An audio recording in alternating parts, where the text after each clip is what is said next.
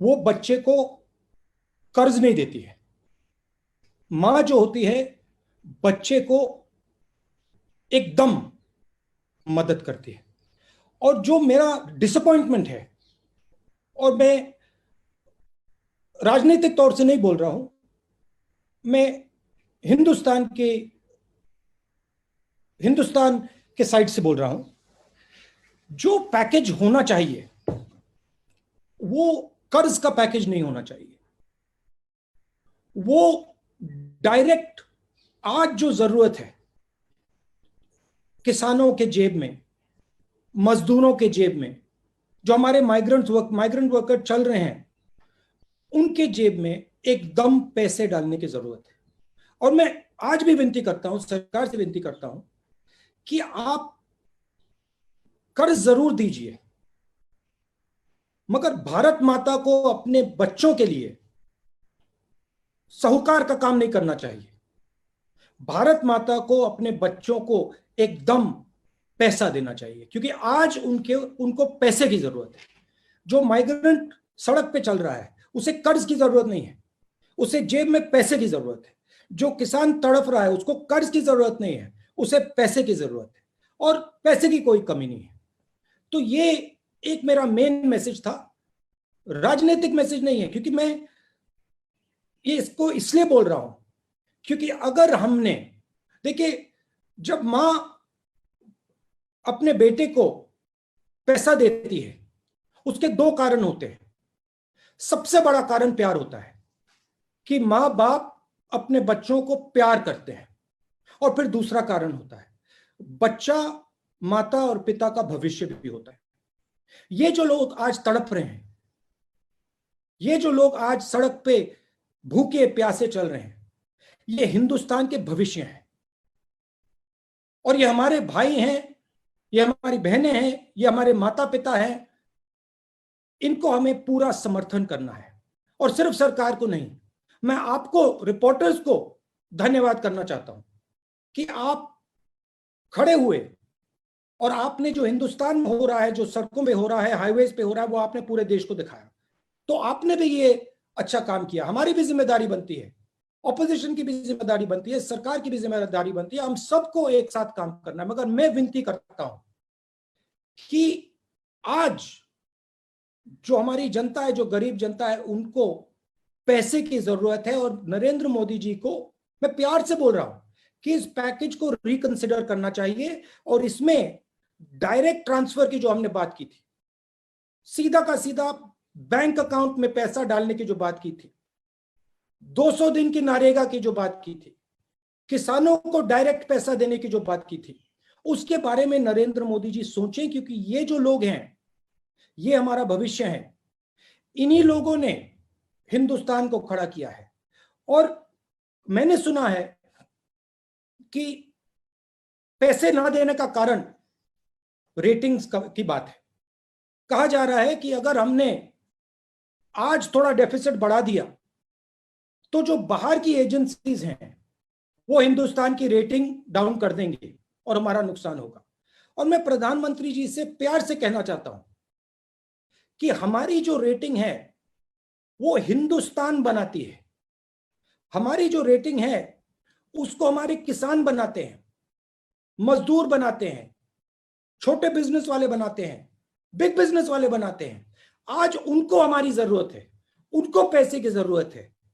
Rating के बारे में आज मत सोचिए, विदेश के बारे में आज मत सोचिए, आज हिंदुस्तान के बारे में सोचिए। और इनको एकदम आप पैसा दीजिए और फिर देखिए जैसे ही ये लोग काम करना शुरू करेंगे, रेटिंग बिल्कुल सही हो जाएगी, कोई प्रॉब्लम नहीं आएगी रेटिंग में।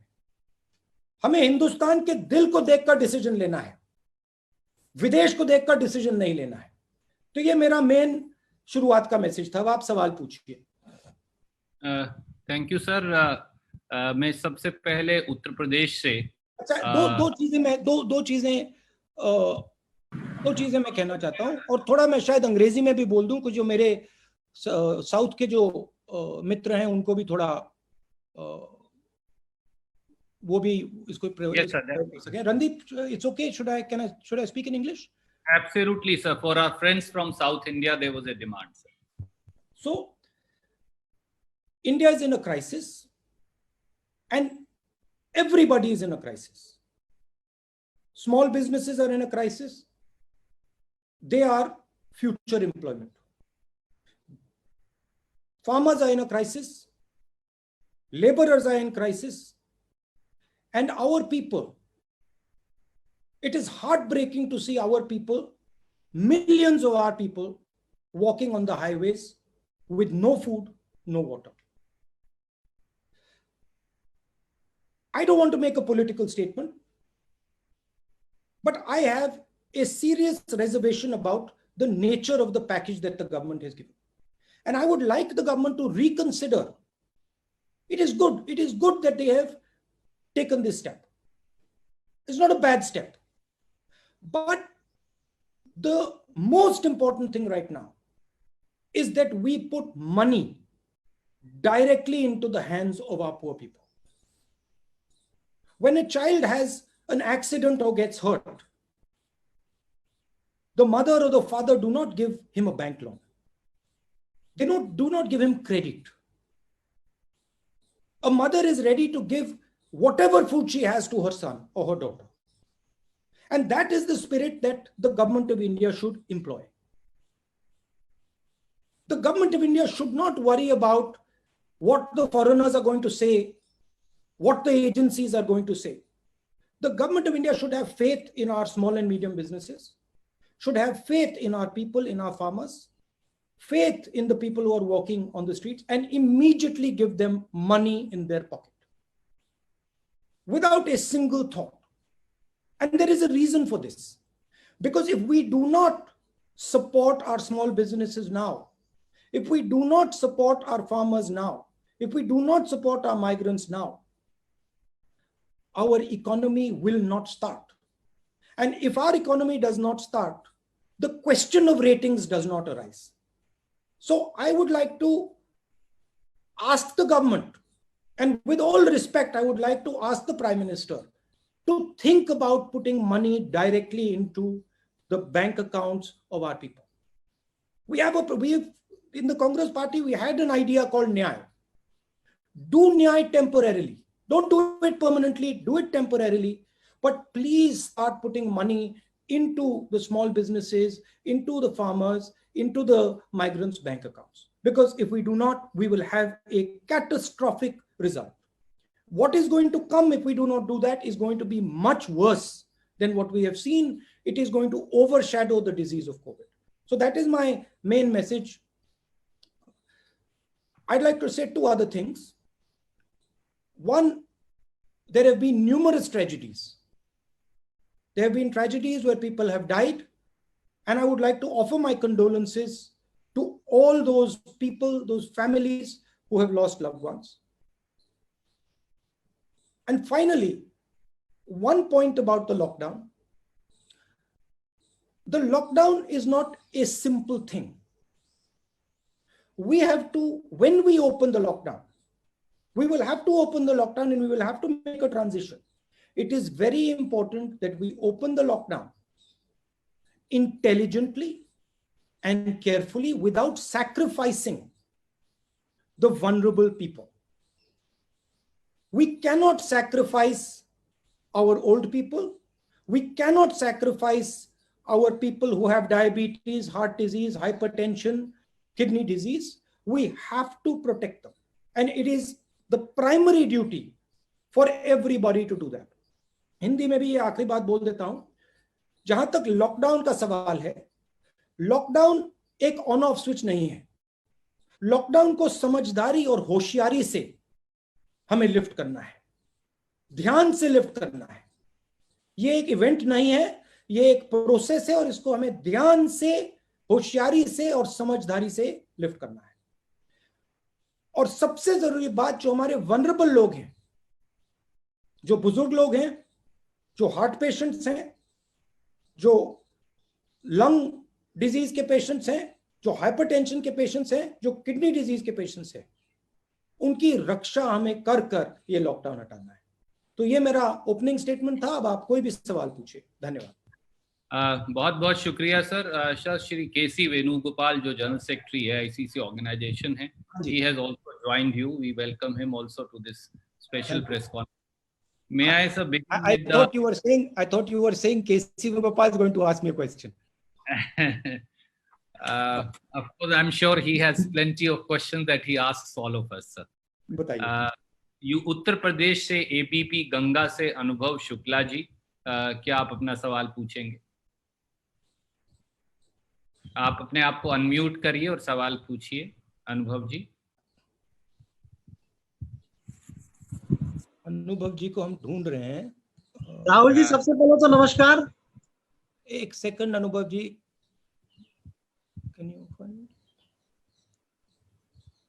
राहुल जी, आवाज जा रही है मेरी आप तक? गुलाबी रंग का पर्दा है इनके पीछे. हमें चेहरा नहीं दिख रहा है. रेड पर्दा है, गुलाबी पर्दा. हाँ, गुलाबी पर्दा है और क्रीम कलर का शर्ट पहना है इन्होंने. हाँ, मिल गए. हाँ, थैंक यू. राहुल जी नमस्कार. सबसे पहले तो कैसे हैं आप? ठीक है. जो बात आपने कही, सबसे पहले सवाल वही है कि जिस तरीके से जब अर्थव्यवस्था गोता लगाने लगी तब केंद्र सरकार ने 20 लाख करोड़ के पैकेज का ऐलान किया. 3 फेजेस में ये पैकेज जो है वो दिए भी जा चुके हैं, लेकिन तमाम सारे जो इंडस्ट्रियलिस्ट हैं उनको समझ में नहीं आ रहा है. उनका ये कहना है कि अगर ये लोन देने की बजाय जो पिछला लोन था उसको माफ करते तो ये शायद ज्यादा बेहतर होता, क्योंकि लोन दे रहे इंडस्ट्री चलेगी, जब डिमांड नहीं होगी तो सप्लाई कहाँ करेंगे. एक सबसे बड़ी वजह वो है और आपने वो बात कही भी. दूसरा, क्या आपको लगता है कि ये ज्यादा बेहतर होता कि 20 लाख करोड़ को राज्यों को दे देते और वो अपनी सुविधा के अनुसार से जिसको जितनी जरूरत होती उतना पैसा वो देते खुद? देखिए, आपने जो डिमांड की बात बोली वो बिल्कुल सही बात है. ये जो कोरोना का प्रॉब्लम है ये अजीब सा प्रॉब्लम है, क्योंकि इसमें दोनों साइड पे प्रॉब्लम आ रही है. नॉर्मली इकोनॉमिक्स में डिमांड का प्रॉब्लम होता है या सप्लाई का प्रॉब्लम होता है. इसमें डिमांड और सप्लाई दोनों बंद पड़े हैं. तो इसमें आपको सरकार को दोनों डिमांड और सप्लाई को एक साथ स्टार्ट करना है. इस पैकेज में कर्ज की बात की है, मगर इस कर्ज से जो आपने बात बोली, डिमांड शुरू नहीं होने वाला है, क्योंकि जब तक लोगों के जेब में पैसा नहीं होगा वो चीजें नहीं खरीद सकते हैं. तो मैंने शुरुआत में बोला कि इस पैकेज को रिकंसिडर करना चाहिए नरेंद्र मोदी जी को, और उसमें एक डिमांड फायर करने का एक सेक्शन डालना चाहिए. उसमें न्याय जैसी योजना हो, आप उसको दूसरा नाम दे दीजिए, मगर डिमांड को स्टार्ट करने के लिए, डिमांड को फायर करने के लिए उसमें पैसा देने की जरूरत है. और अगर हमने पैसा नहीं दिया और डिमांड नहीं चालू हुआ तो बहुत बड़ा आर्थिक नुकसान होगा, बहुत बड़ा नुकसान देश को होने जा रहा है. राज्यों को मैंने कहा कि कोरोना से ज्यादा नुकसान जो आर्थिक नुकसान होगा वो होगा. नहीं, राज्यों को अगर पैसा देते तो ज्यादा बेहतर नहीं होता? नहीं, देखिए, नहीं, डिलीवरी आप कैसे भी करिए, पैसा जनता के जेब में आना चाहिए, क्योंकि जब जनता के जेब में जाएगा तो ही डिमांड क्रिएट होगा. वो मोदी जी के ऊपर है, मोदी जी के ऊपर है कैसे पहुंचाना है. अगर वो स्टेट गवर्नमेंट्स को यूज करना चाहते हैं वो भी कर सकते हैं, अगर वो नेशनल गवर्नमेंट डायरेक्ट करना चाहते हैं वो भी कर सकते हैं, मगर मेरा कहना है कि बहुत जरूरी है कि गरीब लोगों के जेब में डायरेक्ट पैसा जाए. धन्यवाद राहुल जी, धन्यवाद. Thank you. क्या मैं सब दोस्तों को ये रिक्वेस्ट कर सकता हूं कि एक राउंड में कृपया एक सवाल पूछें, दूसरे राउंड में हम कोशिश करेंगे. अब मैं सीधा देश के दूसरे कोने में केरल जाता हूं और एशिया नेट से Prashant ji is here from Asianet. Prashant ji, will you please ask your question? Prashant ji from Asianet in Kerala. Can you just yeah, okay. Yeah, can you see me, Mr. Gandhi? Yes, we can. No. He also Hello, has Mr. a Rahul pink Gandhi. ball. Thank you for this interaction. Prashant, yes, I see you. How are you? Yeah, fine. Actually, the package announced by the center, that is mainly loan based, and they are saying that this is to increase the infrastructure in a long-term basis. also they are coming up with structural reforms. So do you think that these measures will help? Because immediate cash transfer is what you ask, but do you think long-term measures like infrastructure development is also needed? As I am from Kerala, though Mr. Randeep Surjewala said that only one question can be asked. Can I also know about your opinion about the Kerala model of tackling this coronavirus, especially the situation in Wayanad? Because your party is also at loggerhead with the government there. As I'm a member of Parliament from Kerala, I will answer your Kerala question as a special request. First point, the most important thing right now, as I stated, is to fire demand, to start the demand and the supply. And for that, we need to give money directly to people. Absolutely, infrastructure is key. Absolutely, we have to think about these things. But right now, the priority is putting money directly into the hands of the people. It's like when you want to start an engine, you have to put fuel into the carburetor. If you do not put fuel into the carburetor, you turn the key, nothing will happen. My worry is that when the engine starts, there will be no fuel in the carburetor, it will not start. Then we will have a very serious problem. Going to your Kerala question, look, Kerala has a history of success in healthcare and education. And this is something that has been going on for many years. It is there. It has been the case during UDF and during LDF. And I think it is credit to the people of Kerala that they put an effort and value these fundamental things. So I would call this success against coronavirus a success of every single person in Kerala.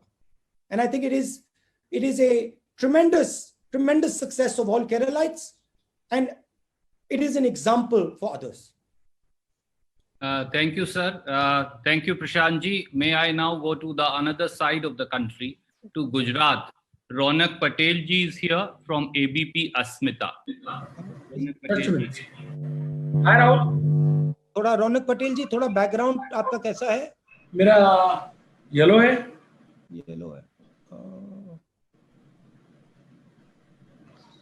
Ronak ji has interviewed. He's right next to Vesha on the screen. Rahul ji मिले आपको? नहीं, रौनक Patel. He's on screen number 2. या मिल गए. राहुल, मेरा सवाल ये था कि पिछले कुछ दिनों से जो भी वारदातें हो रही है, दुखद घटनाएं हो रही है, सभी खास करके जो मजदूर है, माइग्रेंट लेबर से, चाहे गुजरात से हो या अलग अलग स्टेट से, उनके साथ दुर्घटना भी होती है. ऐसे दृश्य भी आते हैं जो आपको झंझोड़ते हैं. आप क्या मानते हैं इस स्थिति के लिए जिम्मेदार कौन है? उससे जुड़ा मेरा सवाल है कि आपको लग रहा है कि अलग अलग जो स्टेट है उनके बीच में कहीं ना कहीं कोऑर्डिनेशन की कमी है, चाहे गुजरात से मध्य प्रदेश हो, गुजरात से राजस्थान हो, गुजरात से महाराष्ट्र हो, महाराष्ट्र से और स्टेट हो, और क्या इस मुद्दे पर कांग्रेस ने कभी सरकार से सलाह मशवरा किया? देखिए, ये गलती देने का टाइम नहीं है, ये फिंगर पॉइंटिंग का टाइम नहीं है. आज हिंदुस्तान के सामने बड़ा प्रॉब्लम है और इस प्रॉब्लम को हमें रिजॉल्व करना. ये छोटा प्रॉब्लम नहीं है, ये बड़ा प्रॉब्लम है. जो लेबर की बात है, ये बहुत चैलेंजिंग प्रॉब्लम है. तो मैं फिंगर पॉइंटिंग नहीं करना चाहता हूं. मैं बस ये कहना चाहता हूं कि ये जो लोग सड़कों पे चल रहे हैं, इनकी मदद हम सबको करनी है. सिचुएशन ये है कि बीजेपी सरकार में है और उनके हाथ में सबसे बड़े औजार है,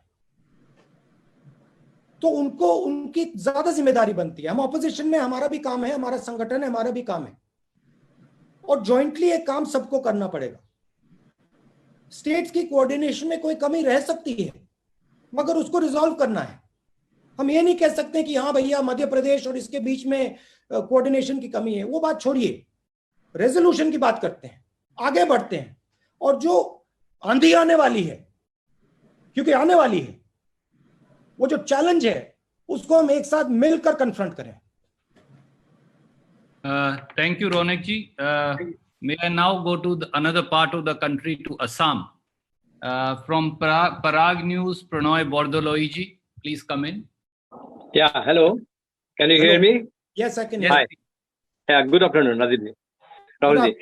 My question is same thing. The migrant issue is a big issue in India, and Assam is also no exception.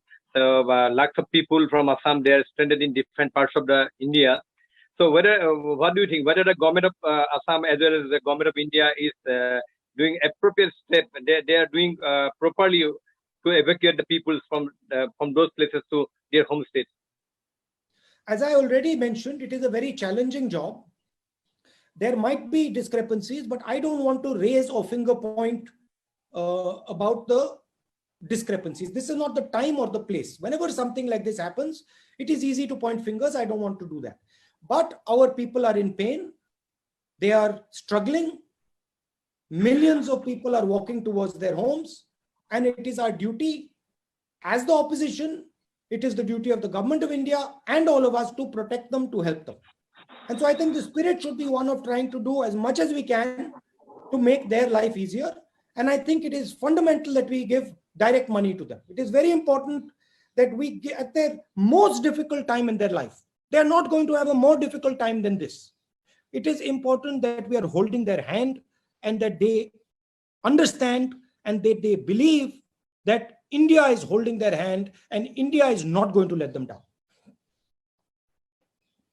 And I commend my friends in the media for showing the tragedy that is unfolding, because if you had not shown the tragedy that is unfolding, we would not be able to build the type of pressure that we are building. Thank you, sir. May I now come back to Rajasthan, and Yogesh Sharma ji from First India, kindly ask your question. Yogesh Sharma ji, First India. Yogesh ji, आपका राहुल जी आवाज आ रही है? आपका camera जी आवाज आ रही है? Yogesh Sharma ji, okay जी जी। राहुल जी, बड़ा अहम सवाल है और सबसे पहले तो आपका बहुत बहुत आभार कि आपने हम सबसे बात की। राहुल जी, सबसे जरूरी सवाल, आपने 12 फरवरी को ट्वीट किया था और 12 फरवरी को आपने ट्वीट कर केंद्र की सरकार को आगाह कर दिया था, इस भयानक आपदा को लेकर ट्वीट कर दिया था, बता दिया था और ये बता दिया था कि ये संकट हर राज्य में फैलेगा। क्या मानते हैं आप बड़ी चूक हुई? और उसके बाद आज जब पूरा देश में हजारों लाखों प्रवासी किसी न किसी राज्य में पैदल चल रहे हैं, किसी न किसी राज्य में पैदल चलते हुए इनकी मौत भी हो रही है, बच्चे, बूढ़े, छोटे बच्चे, और ऐसी भयावह हालात पैदा हुए, तो क्या लगता है केंद्र और राज्य दोनों सरकारें वो अपना विश्वास उन्होंने प्रवासियों के मन में खो दिया? और ये तमाम जो हालात है उसको लेकर क्या कांग्रेस पार्टी का कोई एक्शन प्लान है आपकी नजर में? आपने किराए को लेकर जरूर पहल की सोनिया जी ने, लेकिन क्या किराया काफी होगा क्योंकि लोग तो पैदल चल रहे हैं? ठीक नहीं, हमारे स्टेट्स में हम पूरी तरह सपोर्ट देने की कोशिश कर रहे हैं। हमारे स्टेट्स में हम डायरेक्टली पैसा दे रहे हैं, छत्तीसगढ़ सरकार डायरेक्टली पैसा दे रही है। हम मनरेगा पे फोकस कर रहे हैं, मनरेगा को हम डबल करने की कोशिश कर रहे हैं। तो हमारी स्ट्रैटेजी है। जहां तक अर्ली वार्निंग की बात है, सच है कि मैंने ये बात फरवरी में उठाई, मगर देखिए अब ये कहना उसका कोई मतलब नहीं है। अब किसने उठाई, कब उठाई, क्यों उठाई, वो अलग बात है, हो गया वो। ये जो तूफान है ये अभी आया नहीं है। ये आप मत सोचिए कि तूफान आ गया है, तूफान अभी सामने आ रहा है, और वो तूफान आर्थिक तूफान है और उससे बहुत सारे लोगों को चोट लगने वाली है। तो फिंगर पॉइंटिंग नहीं करनी, मगर जो ऑपोजिशन का काम है, मैं आपसे क्यों बात कर रहा हूं? क्योंकि मैं सरकार पे दबाव डालना चाहता हूं। मैं सरकार को कहना चाहता हूं, देखिए तूफान आ रहा है, आर्थिक बहुत जबरदस्त आर्थिक डैमेज होने वाला है, और आप डायरेक्टली पैसा डालिए, लोगों के जेब में पैसा डालिए, डिमांड क्रिएट करिए, तो मैं दबाव डालने के लिए कर रहा हूं। और मैं जानता हूं कि अगर हम थोड़ा दबाव डालें और अच्छी तरह से समझाएं तो सरकार सुन भी सकती है। और मुझे लगता है, मुझे भरोसा है कि अगर सरकार के लोग विपक्ष की बात अच्छी तरह सुने, क्योंकि उसमें थोड़ी सच्चाई है, अगर अच्छी तरह सुने वो तो हमारी बात मान लेंगे। इसलिए मैं दबाव डाल रहा हूं थोड़ा। ऑपोजिशन का काम यही है। बहुत बहुत शुक्रिया सर। शुक्रिया योगेश जी। मैं अब बिहार में टीवी 18 बिहार झारखंड दिवाकर जी हैं, कृपया वो आएंगे। दिवाकर जी अपना सवाल पूछिए। नमस्कार दिवाकर जी। राहुल जी, आपने माइग्रेंट लेबर्स की बड़ी समस्या आपने, भैया थोड़ा जोर से बोलेंगे प्लीज। हाँ राहुल जी, आपने माइग्रेंट लेबर्स का जिक्र किया। प्रवासी मजदूर जो कोरोना का संकट काल है सबसे ज्यादा प्रभावित हुआ है, और आपने कहा कि लॉन्ग टर्म सॉल्यूशन ढूंढने की जरूरत है। अब वक्त आ गया है कि लॉन्ग टर्म सॉल्यूशन होना चाहिए। मेरा सवाल है कि आप प्रधानमंत्री होते अगर, तो आप 3 कौन से बड़े कदम उठाते जिससे फौरी तौर पर राहत होती और लॉन्ग टर्म सॉल्यूशन ढूंढा जाता? क्या उदारीकरण की वो व्यवस्था जिम्मेदार नहीं है जो गांव, खेतों और हमारे घर की दहलीजों से रोजगार खत्म कर दिए, मौके खत्म कर दिए, और गिनती के कुछ शहर खड़े किए, आइलैंड खड़े किए, जहां रोजगार को लेकर हम भटकते हैं और पलायन को मजबूर होते हैं। और देश का पूर्वी हिस्सा खासतौर पे बड़ी तादाद में प्रवासी मजदूर आते हैं, चाहे बिहार हो, यूपी हो, झारखंड हो, पश्चिम बंगाल हो, उड़ीसा हो, यहाँ रोजगार क्रिएट होते। तो क्या उदारीकरण की वो व्यवस्था जिम्मेदार नहीं है, और वो सरकारें जो आगे ले जा रही थी वो व्यवस्था, उस व्यवस्था को वो जिम्मेदार नहीं है? आप बेबाक तरीके से अपनी बात रखते रहे। मैं प्रधानमंत्री नहीं हूं, तो ये आपका हाइपोथेटिकल क्वेश्चन है, तो मैं आपका हाइपोथेटिकल क्वेश्चन तो जवाब नहीं दूंगा। मगर मैं ऑपोजिशन लीडर हूं, तो मैं आपको बता सकता हूं कि मुझे शॉर्ट टर्म में, मीडियम टर्म में, लॉन्ग टर्म में मेरी क्या सोच है। शॉर्ट टर्म में डिमांड को आप फायर कीजिए। शॉर्ट टर्म में आप जो छोटे और मीडियम बिजनेस वाले हैं जो हिंदुस्तान को रोजगार देते हैं, उनकी आप रक्षा कीजिए, और जो आर्थिक तूफान आने वाला है उसके लिए आप प्रिपरेशन शुरू कर दीजिए। मेडिकल साइड से जो हमारे बुजुर्ग लोग हैं, जो हाई रिस्क लोग हैं, उनको आप प्रोटेक्ट कीजिए। ये हुई बात शॉर्ट टर्म की। मीडियम टर्म की बात जो है, ये जो स्मॉल एंड मीडियम बिजनेसेस हैं, इनको आप सपोर्ट कीजिए, पूरे देश में सपोर्ट कीजिए। और in small and medium businesses जो 40% रोजगार हिंदुस्तान को दिलवाते हैं, इनको आप फाइनेंशियल सपोर्ट दे के इनको आप बड़ा कीजिए, और बिहार जैसे प्रदेशों में ही रोजगार तैयार कीजिए। तो ये ब्रॉडली मैंने आपको बताया। कभी आप मुझसे गहराई में बात करना चाहते हैं तो मैं आपसे गहराई में बात कर सकता हूं इनके बारे में, बट ब्रॉडली जब कोई घर छोड़ के जाता है तो रोजगार के लिए जाता है, भविष्य के लिए जाता है, अपना भविष्य बनाने के लिए जाता है। तो रोजगार की हमारी एक क्लियर कट नेशनल स्ट्रेटेजी होनी चाहिए। Thank you, sir. May I now go to Tamil Nadu? And my friend from Tamil Nadu will pardon my pronunciation, for I'm from Haryana. I think the name is pronounced as Karthi Gai Selvan from Puttiya Talaimorai TV. Karthi ji, where is Karthi ji? Please ask your question. Please unmute yourself. Karthi, please unmute yourself. You're still muted. Karthi, Unmute yourself. Can you tell us what your room looks like, or can you give us some indication, because we can't see? It's a white background, sir. He's worn maroon shirt. Yeah. Yes. Can you hear me, sir? Yes, please. Good morning, Rahul sir. Yeah. This is Karthik Chelvan from Pudhiya Talamurai. You can call me as Karthik.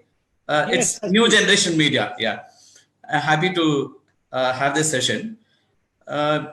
Rahulji, the center has been claiming that the schemes announced for 20 lakh crore is to rebuild India using the crisis as an opportunity. Don't you see like that?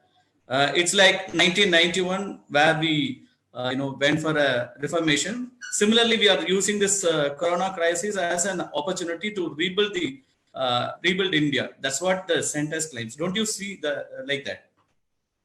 I mean, I wouldn't like to compare what is going on right now to the crisis in the 90s. I don't think that is a correct comparison. I don't think this type of crisis has happened not only in India, but in the world. A crisis of this nature has not happened for a very long time. If we want to think about an opportunity into the future, we have to think about our present. You cannot imagine a future and then say, I'm not bothered about the present. And so if you want to have a future, you have to defend your present.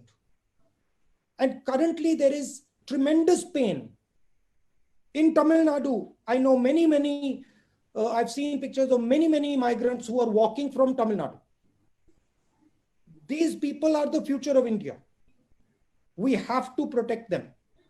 We have to support them. We have to give them money. We have to make them confident.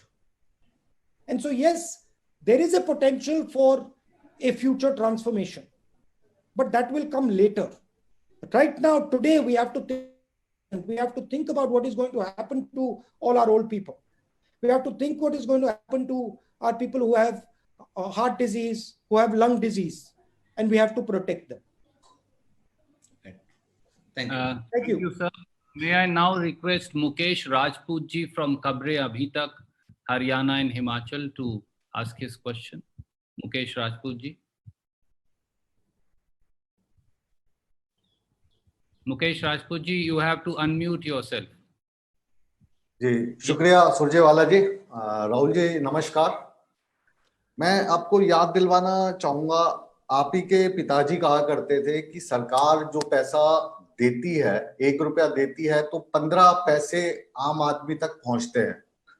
और आज की तारीख में ये जो percentage बढ़ा है घटा है, क्योंकि सरकार हमेशा ही सहायता करना चाहती है, लेकिन जिस तक वो सहायता पहुंचनी चाहिए वो सहायता पहुंचती 15% थी जब कांग्रेस का शासन था। आज कितना पहुंचती है, एक तो मैं ये जानना चाहूंगा। और जिस तरीके से ये जो कोरोना वायरस की महामारी पूरी दुनिया में फैली है, तो उस वक्त जब लॉकडाउन का फैसला लिया गया, क्या वो सही फैसला था, या फिर आज जिस तरीके से जो चौथा चरण इसका आने वाला है और उसमें तमाम जो चीजें हैं उनको खोलने के प्रयास किए जा रहे हैं, क्योंकि अर्थव्यवस्था के लिए जरूरी है। तो आपकी दृष्टि में अर्थव्यवस्था जरूरी है, लोगों का सही सलामत रहना जरूरी है, किस तरीके से आप इन सब चीजों को देखते हैं? ये जो आप एक चॉइस दिखा रहे हैं जी, कह रहे हैं कि या अर्थव्यवस्था को प्रोटेक्ट किया जाए या हेल्थ को देखा जाए, ये एक फॉल्स चॉइस है। ऐसी कोई चॉइस नहीं है। हिंदुस्तान काफी इंटेलिजेंट देश है। हम अगर ठीक से प्लानिंग करेंगे तो हम दोनों चीजों को बैलेंस करके निकाल सकते हैं। मैं यहां यह नहीं कहना चाहता हूं कि लॉकडाउन ठीक था, लॉकडाउन गलत था।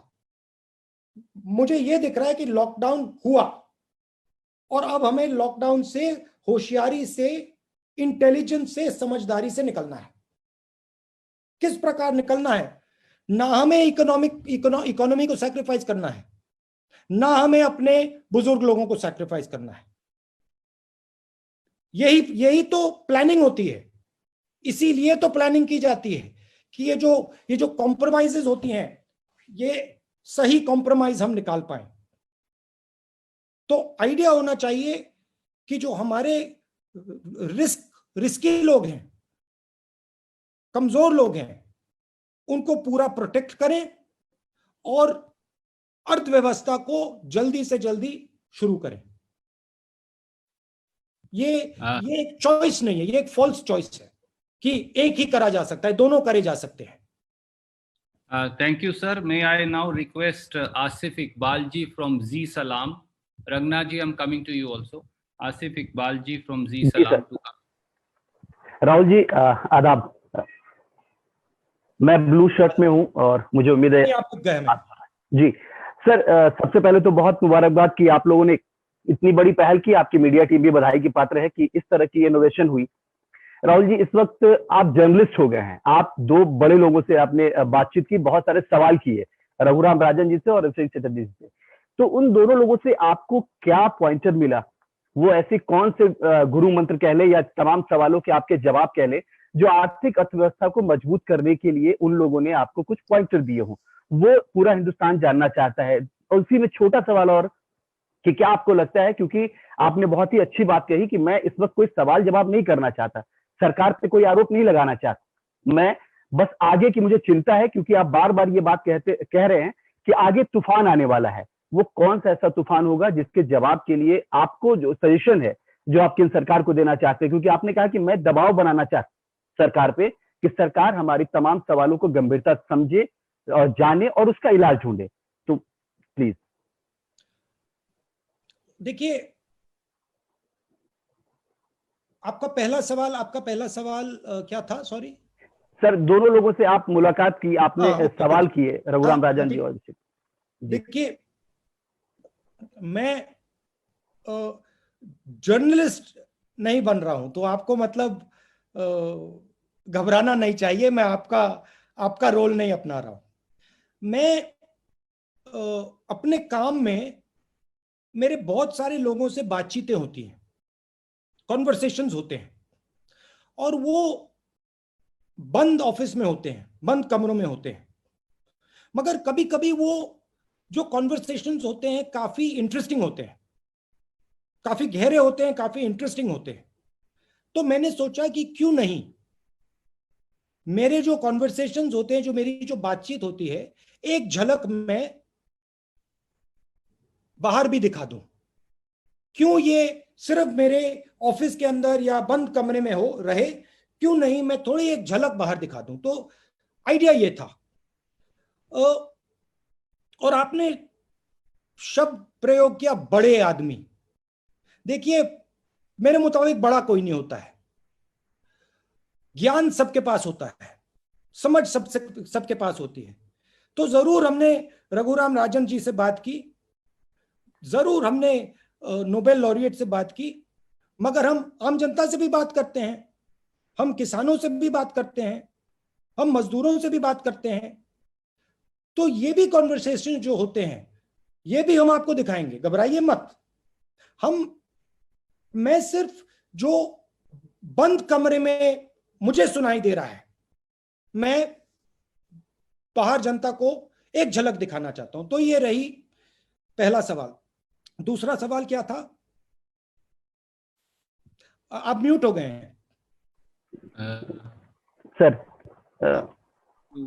ये कि आपने कहा कि मैं सरकार पे दबाव डालना चाहता हूं, मैं बताना चाहता हूं कि सरकार हमारे तमाम सवालों के जवाब दे। तो वो ऐसे कौन से बड़े सवाल हैं या सजेशन हैं जो आपको लगता है केंद्र सरकार को इस वक्त देना बेहद जरूरी है?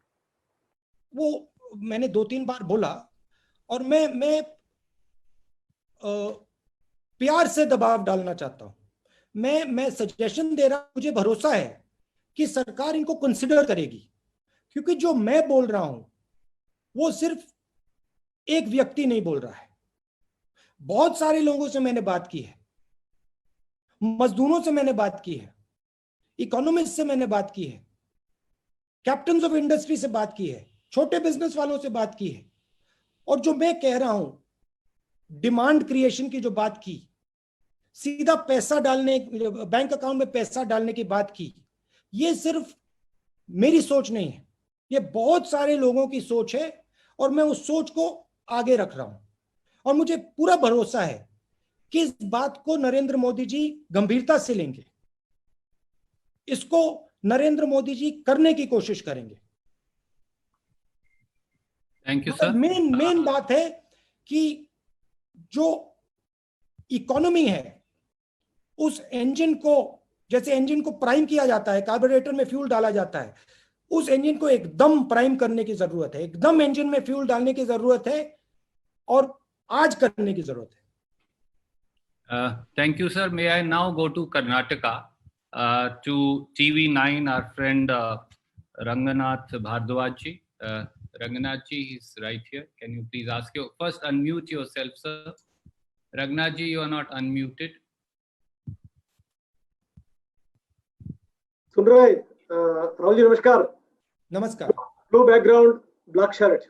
Found you. Can I have some water, please? Yeah. तो मैं कर्नाटक से बात कर रहा है. कर्नाटक का आपको पता ही है. आपका माताजी बल्लारी में जीत गया था. एंड इंदिरा गांधी जी को टर्न दिया है चिक्कमगलूर, वो कर्नाटक का. पहला बात यह है, मैंने कोरोना के बारे में, सेंट्रल के बारे में एंड आर्थिक स्थितिगति के बारे में मैंने बात नहीं करना चाहता है, क्योंकि आपका व्यूज जो है आपने शेयर किया है हमारे साथ. मैं सिर्फ राहुल जी के बारे में, स्टेट कांग्रेस के बारे में एंड ओवरऑल कांग्रेस का स्थितिगति के बारे में मैंने बात करना चाहता है. मुझे सिर्फ 3 मिनट दीजिए. 3 मिनट रणदीप जी, 3 मिनट विदाउट डिस्टर्बेंस. मैंने बोलिए सर. भैया, this is a press conference. Yeah. If you want to बात करना चाहते हैं मुझसे तो आप No. बात कर लीजिए. No. ये सवाल जवाब का नहीं. बहुत शार्टली मैंने प्रश्न पूछ रहा है आपको. नहीं, क्या है, इंदिरा गांधी जी का एक एग्जांपल देके मैंने आगे निकलूंगा. I will not take more than 3 minutes. It's not required. It's not done, sir. There are 70 people waiting. There are 75 people. Very short. Interrupt you. There are many people. We are trying to. Yes, sir. Very shortly, sir. Give me 2 minutes. Ask your question briefly. Just please ask the question. Indira Gandhi ji को एक बिहार का एक village ने turn दे दिया, number 1. And 1999 में कर्नाटक में 5 जन जो शुरू हो गया, कैसे जनता परिवार को दूर रखा एंड कांग्रेस कैसे सत्ते पे आया, नंबर 2. नंबर 3, 2013 में बेंगलुरु टू बल्लारी का जो पदयात्रा हुआ सिद्धरामैया एंड डीके का, वो कैसे रिजल्ट दे दिया. मैंने ये एग्जांपल क्यों दे रहा है राहुल जी, लोग का बीच में जो रहते हैं आप लोग, तब रियली आप लोग हीरो बन जाता है. मेरा प्रश्न ये है, आपके साथ बहुत बड़ा पार्टी है, पार्टी का लेगेसी है, इतना बहुत बड़ा मात्रा में कार्यकर्ता है. आप थोड़ा ज्यादा गट्स दिखाना है, मेरा सिंसियर रिक्वेस्ट है. क्योंकि मैंने एक एग्जांपल दे दूंगा, कर्नाटक का एक एग्जांपल देके मैं आगे निकलूंगा. डीके शिवकुमार को आपने नहीं, डीके शिवकुमार को आपने केपीसीसी का अध्यक्ष बना. देखिए, कर्नाटक कांग्रेस में एक एंतो आ गया है. उन्होंने एक चैलेंज किया था लाइव में मुझे, हम विलेज जा रहा है, विलेज का लोग के पास हमने जो वेजिटेबल्स है वो हमने खरीद कर रहा है. एंड सब हमारा एमएलए को बोला है. मेरा सिंसियर रिक्वेस्ट ये है राहुल जी, आपके पास सब कुछ है, आप नेता बनना चाहिए. सिर्फ मेरा ये है, अपोजिशन पार्टी का रियल लीडर बनना चाहिए, लोग आपके साथ देगा. Thank you. क्यों आप नहीं कर पाए? Thank you very much. Thank you for your kind suggestions. May I now go to Madhya Pradesh Bansal TV Sharad ji to go ahead and ask his question. Bansal ji. बिल्कुल धन्यवाद राहुल जी. नमस्कार, मैं शरद द्विवेदी. मैं मैरून कुर्ता, बुक सेल्फ पीछे है. Maroon kurta आपने देख लिया? नहीं देख रहे. मैरून कुर्ता पीछे बुक सेल्फ है. हाँ देख लिया. जी. मैं आपसे जानना चाहता हूं, जब लाखों की संख्या में श्रमिक इस समय लौट रहे हैं अपने अपने गांव को, अपने अपने नेटिव प्लेसेस को, ऐसे मनरेगा जो यूपीए के समय शुरू हुआ था और एक बड़ा रेवोल्यूशनरी स्कीम माना गया था खेतीहर मजदूरों के लिए, श्रमिकों के लिए, अब ये मनरेगा फिर एक बार इन श्रमिकों की उम्मीद की किरण है, इनकी होप है, इनकी आशा है. क्या और इसको स्ट्रांग बनाने के लिए और मजबूत बनाने के लिए मनरेगा और इफेक्टिव हो, इसके लिए क्या सोचते हैं आप? देखिए, मनरेगा में हमने सजेशन दिया है कि नंबर ऑफ डेज को डबल कीजिए, मगर आज का हिंदुस्तान और 10 साल पहले वाला हिंदुस्तान अलग है. आज बहुत सारे जो हमारे मजदूर हैं वो शहरों में रहते हैं. तो हमारे 2 कॉन्सेप्ट्स हैं. एक कॉन्सेप्ट गांव में इनकी प्रोटेक्शन, मनरेगा. दूसरा कॉन्सेप्ट शहर में इनकी प्रोटेक्शन, न्याय योजना. कि डायरेक्ट इनके बैंक अकाउंट में कम से कम मिनिमम पैसा डाला जाए। तो ये ड्यूल स्ट्रेटेजी है और ये मनरेगा के 10 साल बाद वाला जो हिंदुस्तान है उसके लिए स्ट्रेटेजी है। और हम सरकार से कह रहे हैं कि देखिए आप परमानेंटली मत कीजिए, न्याय योजना परमानेंट थी, आप टेम्पररीली कर दीजिए। आप टेम्पररीली 3, 4, 5 महीने के लिए न्याय योजना दे दीजिए, उसके बाद बंद कर दीजिए, जरूरत है आज। Thank you, sir. May I now go to West Bengal? ABP Anando Sumande, he's here. Can you please ask your question? Yeah. Black shirt, black and white curtain. Yeah. Rahul ji, देखिए इस बारे में कोई शक नहीं है कि 8 करोड़ माइग्रेंट वर्कर्स जो हैं इस देश में अभी उनका स्थिति, जिस स्थिति से उन्हें गुजरना पड़ रहा है वो बेहद दुर्भाग्यपूर्ण है। आपने देखा होगा द हिंदू अखबार ने एक सर्वे किया है जहां दिखाया जा रहा है कि राज्य में क्या हालत है उनका। जिस राज्य में कांग्रेस की सरकार भी है, जैसे महाराष्ट्र में 99% से भी ज्यादा माइग्रेंट वर्कर्स को राशन नहीं मिला है।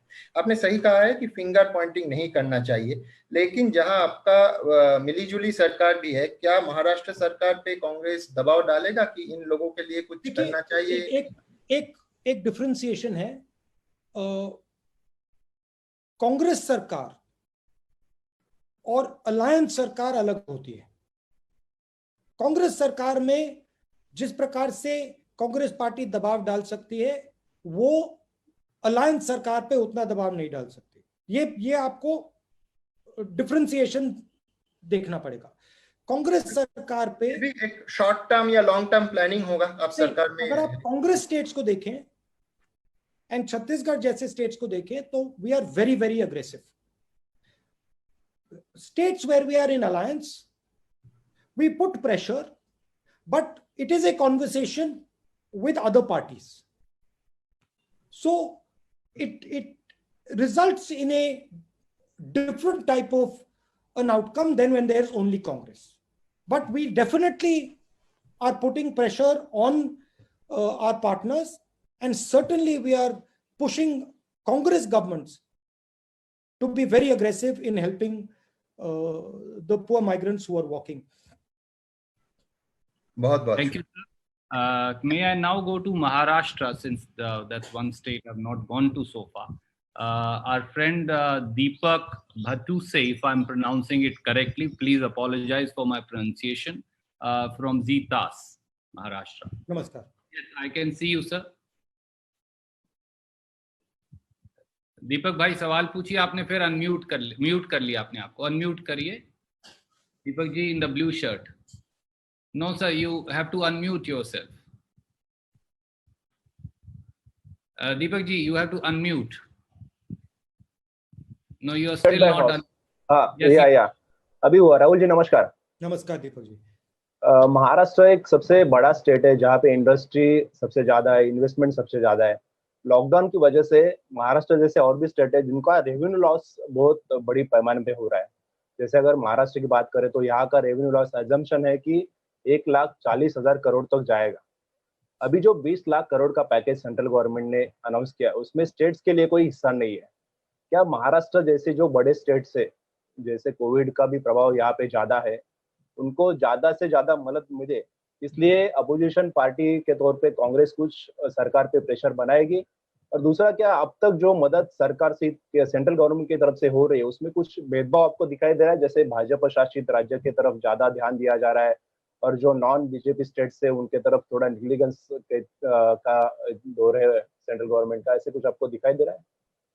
देखिए, आपने कहा कि महाराष्ट्र की मदद होनी चाहिए क्योंकि महाराष्ट्र एक बड़ा स्टेट है। महाराष्ट्र सिर्फ एक बड़ा स्टेट नहीं है, महाराष्ट्र एक यूनिक स्टेट है क्योंकि महाराष्ट्र एक प्रकार से हिंदुस्तान की अर्थव्यवस्था का सेंटर है। तो महाराष्ट्र को बिल्कुल पूरी सपोर्ट मिलनी चाहिए, सब स्टेट्स को मिलनी चाहिए। और जितनी सपोर्ट सरकार स्टेट्स को देगी उतना फायदा होगा क्योंकि वही स्टेट्स ही डिलीवर कर सकते हैं पैसा।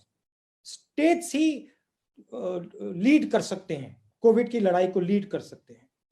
सेंटर का काम मैनेजमेंट का काम है, स्टेट का काम ऑपरेशंस का काम है। स्टेट का काम कोविड को की लड़ाई लड़ने का है, सेंटर का मैनेज करने का है। तो जरूर मतलब पूरा समर्थन देना चाहिए। और ये एक कंप्लेंट आ रही है कि सेंट्रल गवर्नमेंट जिस प्रकार से स्टेट्स को पैसा देना चाहिए वो नहीं कर रही है।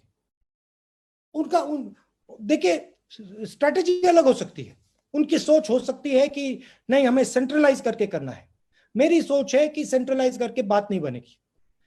तो मुझे लगता है कि स्टेट्स को सपोर्ट देना चाहिए और स्टेट्स के थ्रू काम करना चाहिए। Thank you, sir.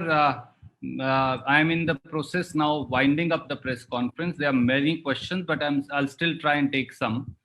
May I now request from Andhra Pradesh, our friend Rajashekhar ji from NTV, Chief Editor of NTV, Rajashekhar ji. Please ask your question. Where is it? Rajashekhar ji, will you please unmute yourself?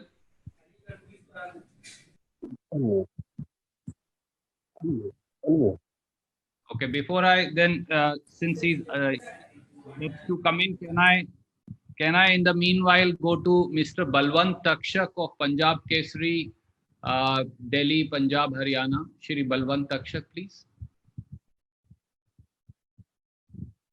Balwant ji please अपने आप को unmute करिए। राहुल जी नमस्कार। राहुल जी नमस्कार। नमस्कार। एक second, background में पर्दे हैं। पर्दे तो बहुत सारों के पीछे हैं, तो बताइए। हाँ ओके जी, रेड मेरा हाथ ऊपर उठा रखा है मैंने। दिख गए, आप दिख गए राहुल जी। हाँ जी, आरटीआई में एक खुलासा हुआ है।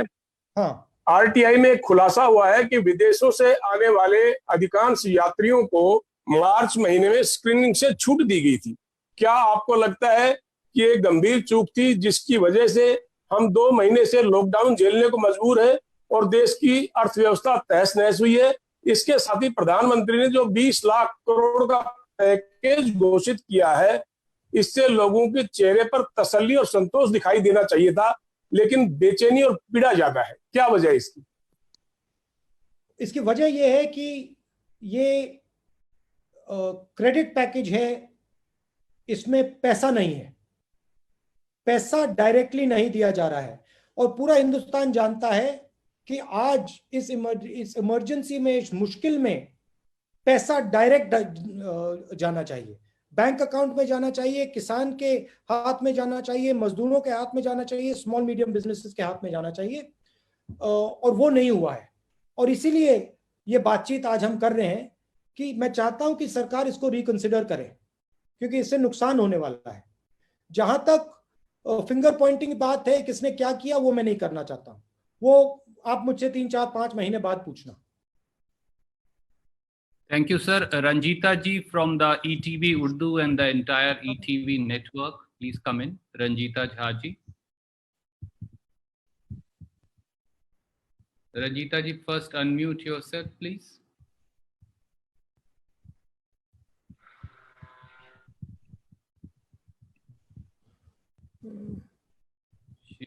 She's right here, but I think she can't hear me, sir. Ranjita ji, can you hear me? I think that she can't hear me, so I'll then now go to Jharkhand, Satish Singh ji from TV 18. Satish Singh ji, please अपना सवाल पूछिए। Santosh Singh sir. Sorry, Santosh Singh ji from TV 18. Hi, Rahul ji. Santosh Kumar ji. Santosh Kumar, yes right. Rahul ji नमस्कार। नमस्कार। मेरा सवाल migrant labourer से है, क्योंकि हमारे स्टेट से लगभग 10 लाख जो रजिस्टर्ड हैं अभी माइग्रेंट लेबरर हैं, जो कि अभी आने को वेट कर रहे हैं। ट्रेनें चल रही हैं, कुछ आ चुके हैं, कुछ इंतजार में हैं। लेकिन सवाल ये उठता है कि उनके आने का, ये जो अभी आने का सिलसिला शुरू हुआ, ये आया क्यों सिचुएशन ऐसा? क्या इसको ऐसा नहीं रोका जा सकता था उनको वहां पर क्या उनकी व्यवस्था नहीं की जा सकती थी?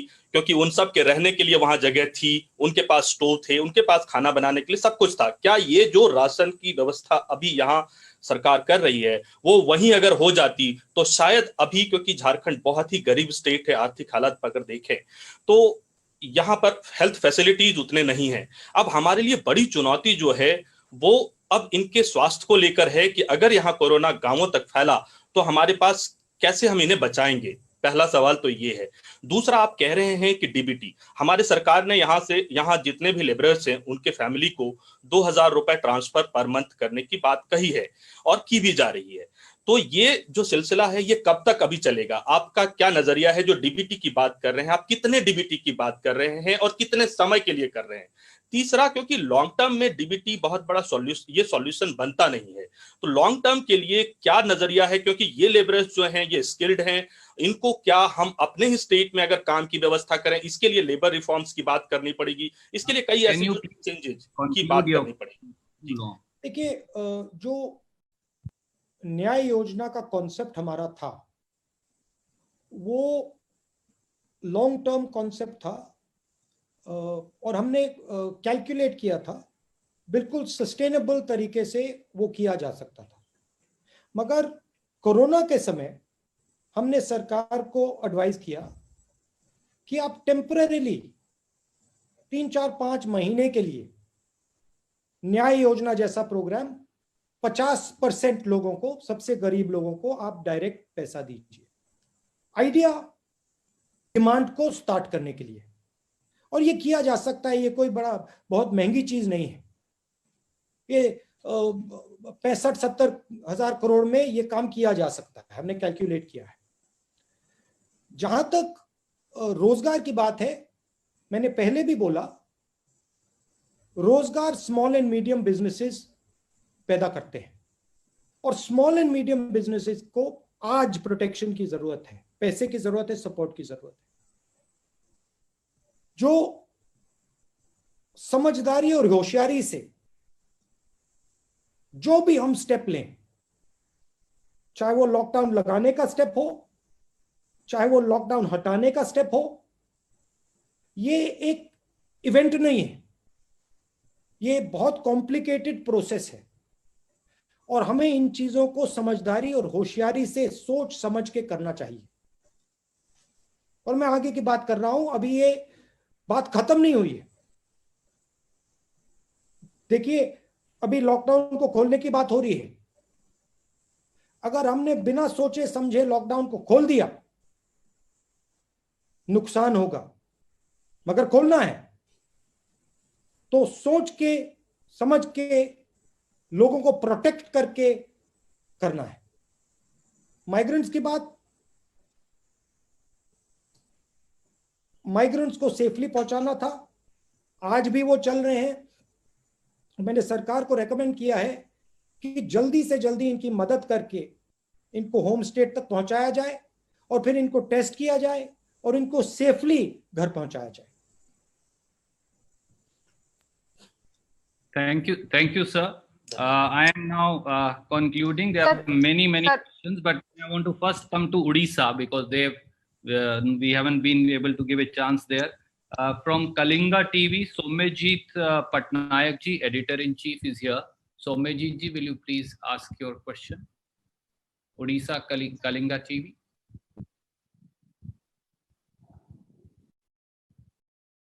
Somejit ji. Can you tell us your background? What is the background? Can you just describe a little bit? मौका है. There is no chance for UP to asking the question. Yes, sir, we are going to come. There will be a chance, sir. I'm just trying to go at least once to every state. Can you please? Sir, मेरा phone disconnect हो गया था, मैं अपना सवाल पूछना चाहती हूँ। जी, मेरा भी सवाल रहता है, मैं तब से काफी देर से कोशिश कर रही हूँ। Ranjita has come back, Randeep sir, if you want, because Somejit is. मेरा भी एक क्वेश्चन है, प्लीज आप मेरा भी ले लीजिए। राहुल जी मैं रंजीता हूँ न्यूज़ 18 से और मेरा एक सवाल है। और हमारा चैनल छत्तीसगढ़ का चैनल है, हम चाहेंगे उनको चांस मिले।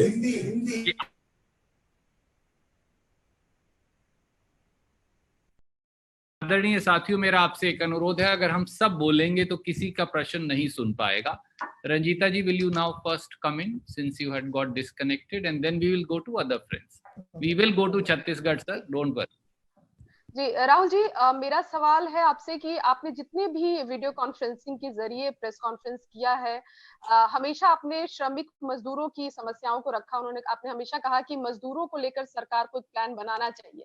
सरकार ने प्लान भी बनाया, ट्रेनें भी चलाई, लेकिन उस ट्रेनों का लाभ कितना लोगों को मिल पा रहा है, ये एक बड़ा सवाल है। लेकिन जो रेल मंत्री है पीयूष गोयल, उन्होंने साफ तौर पर कांग्रेस शासित राज्यों पर आरोप लगाया कि वो अपने राज्यों में ट्रेनों की आवाजाही को लेकर एनओसी नहीं दे रहे हैं। ये आरोप राज्य सरकारों पर लगाया जा रहा है रेल मंत्री के द्वारा। किस तरह से आप इस आरोप को देखते हैं? नहीं, ये बिल्कुल सही नहीं है। कांग्रेस पार्टी ने ये बात उठाई थी। कांग्रेस पार्टी ने ही कहा कि कांग्रेस प्रेसिडेंट ने कहा कि पैसा हम देने को तैयार है। तो ये शुरुआत ही हमने की थी, मगर मैं कोई फिंगर पॉइंटिंग नहीं करना चाहता हूं। मैं सिर्फ ये कहना चाहता हूं कि जो आज मजदूर सड़कों पे हैं, उनको जल्दी से जल्दी सरकार घर पहुंचाए।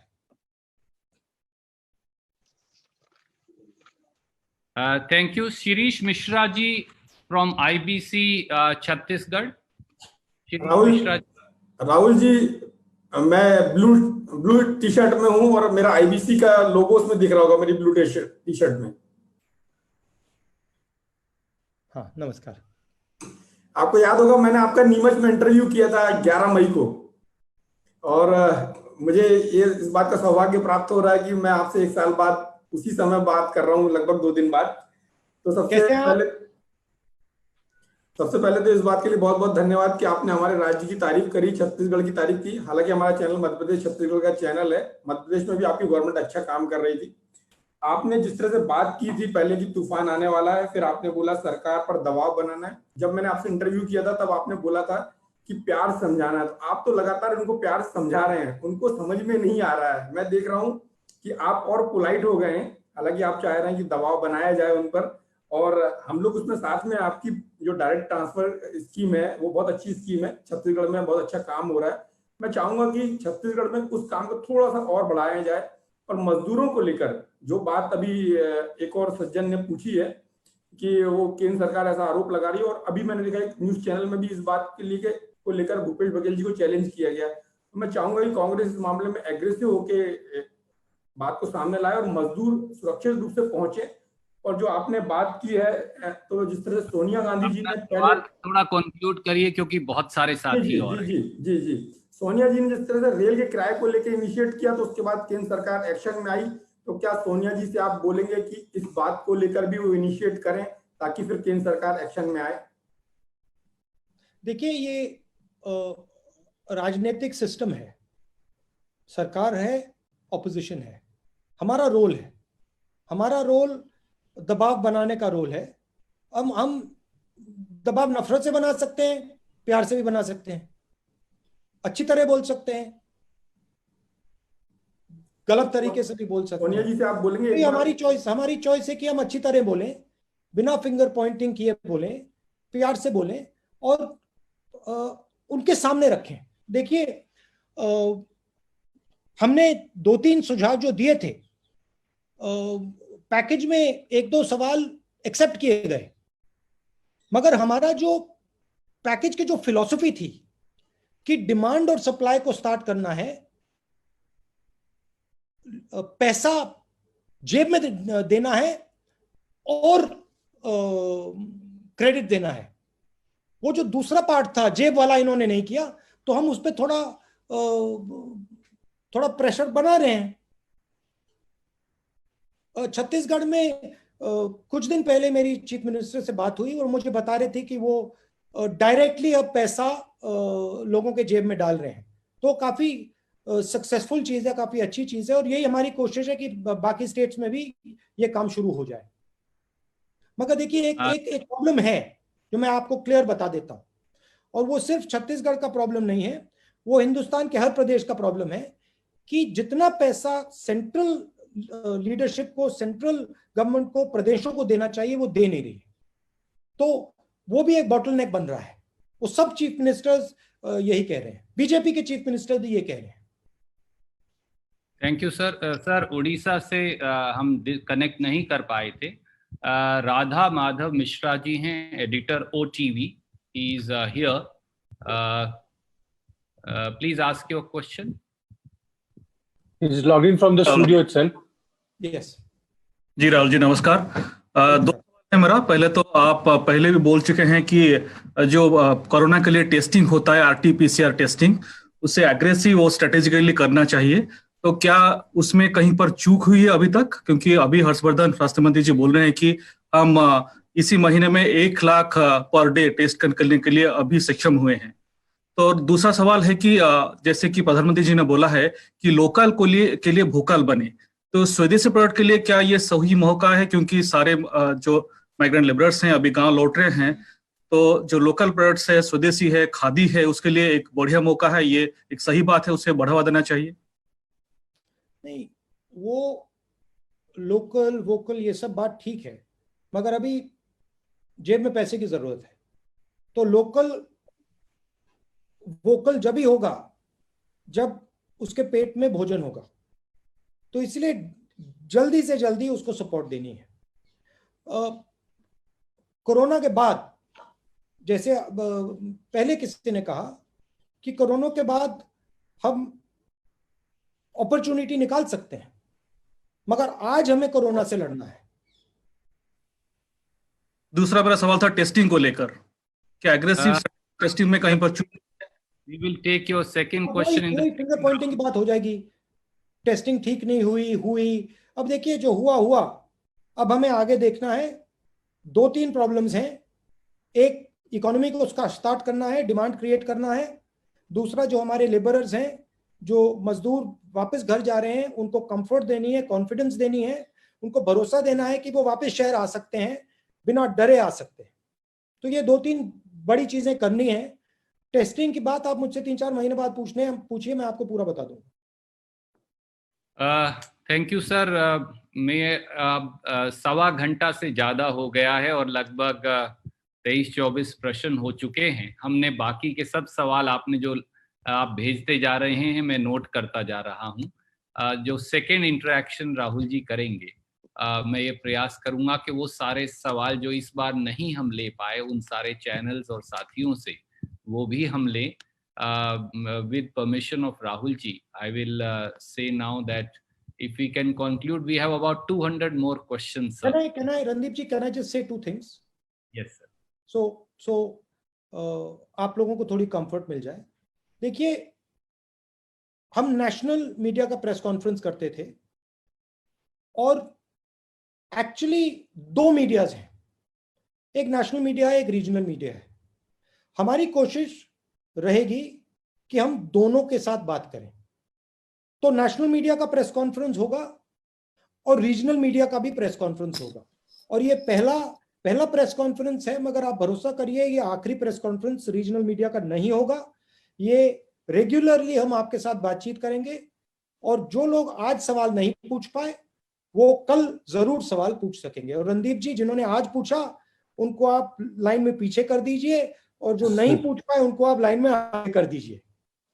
और फिर से कंक्लूड करने के लिए मैं आप सबसे कहना चाहता हूं कि आप सबका बहुत बहुत धन्यवाद। और जो आपने रोल प्ले किया है, जो आपने रिस्क लिया है, जो आपने लेबरर्स की बात उठाई है, सड़कों पे आप उतरे हैं, इसके लिए आपको बहुत बहुत धन्यवाद। पूरा हिंदुस्तान आपको धन्यवाद करता है। नमस्कार।